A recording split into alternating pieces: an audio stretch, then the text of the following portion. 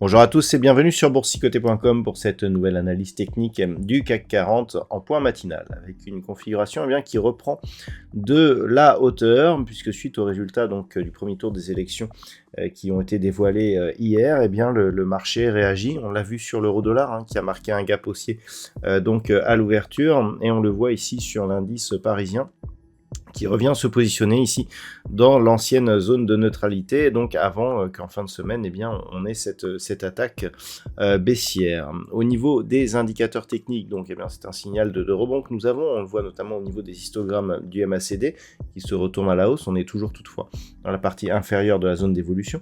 Le RSI, quant à lui, reste en zone neutre et au niveau des volumes, donc on avait vu une augmentation des volumes à la baisse en fin de semaine dernière, mais avec la hausse que nous avons aujourd'hui, on peut constater des volumes nettement supérieurs à la moyenne en intraday.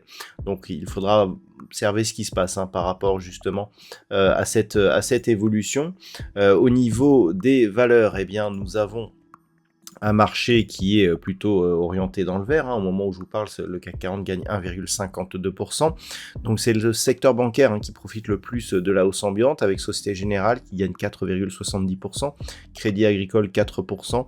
On a toute une flopée de valeurs qui gagnent plus de 3%, comme Saint-Gobain, Téléperformance, Bouygues, BNP Paribas, encore une bancaire, Vinci, Veolia Environnement ou Engie. Et puis au niveau des plus fortes baisses, elles se comptent sur le doigt d'une main, puisque nous n'avons que 3 valeurs dans le rouge au moment de cette analyse.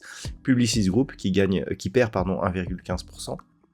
Dassault Systèmes, moins 0,45%, ST Microélectronique, moins 0,4%. On pourra noter que des valeurs comme Hermès, Kering, LVMH sont plutôt dans le bas du classement avec des hausses très faibles, ce qui fait sous-performer l'indice parisien actuellement par rapport à d'autres indices européens comme par exemple le DAX, donc c'est à surveiller. Donc par rapport à la configuration technique, ce qui est notable sur ce graphe, c'est que on est venu attaquer en fin de semaine dernière un point bas qui avait déjà été attaqué ici plus tôt dans le mois.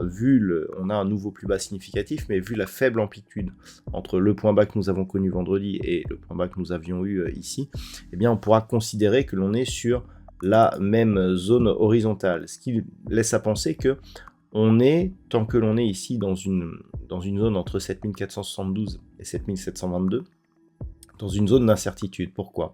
Si on casse à la hausse ici cette zone, on aura une configuration qui nous donnera ici premier point bas, un point haut ici, deuxième point bas. Donc si on casse la zone ici, on aura configuration en double bottom, donc l'objectif sera un retour ici sur cette zone proche des 8000 points.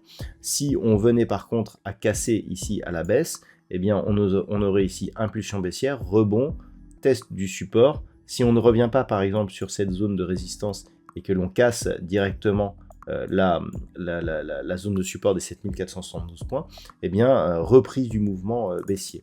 Donc tant que l'on est entre ces deux zones, c'est assez incertain.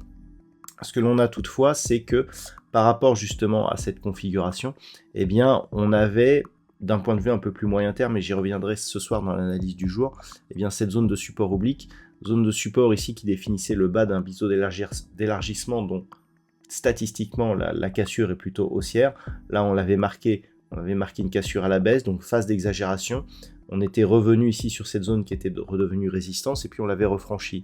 Et en fin de semaine dernière, cette zone elle est redevenue support. Donc on peut considérer que toute cette phase ici correspond à un mouvement légèrement excessif par rapport justement à la poursuite du mouvement baissier que l'on a maintenant normalisé et que l'on pourrait rester au-dessus de cette zone.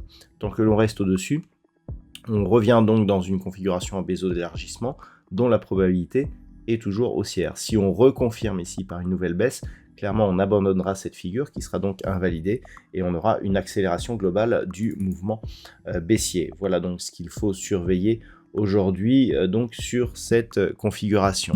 Au niveau du calendrier macroéconomique, alors nous avons eu quelques chiffres du Japon dans la nuit. Ce matin, nous avons eu les PMI manufacturiers en France et en Allemagne qui se sont révélés légèrement supérieurs à ce qui était attendu. Nous aurons en début d'après-midi, à 14 h, donc les chiffres de l'inflation en Allemagne, donc qui seront dévoilés. Et puis du côté des États-Unis, il faudra attendre 15h45 avec le PMI manufacturier pour juin qui sera dévoilé. Et à 16 h, eh bien, l'indice PMI manufacturier de l'ISM, toujours pour le mois de juin, qui sera lui aussi dévoilé. À 21 h, nous aurons une intervention de Christine Lagarde, donc pour le compte de la Banque Centrale Européenne. Voilà donc ce à quoi il faut s'attendre aujourd'hui. Je vous souhaite de passer une bonne séance. On se retrouve dès ce soir pour toutes les autres analyses techniques du site boursicoté.com.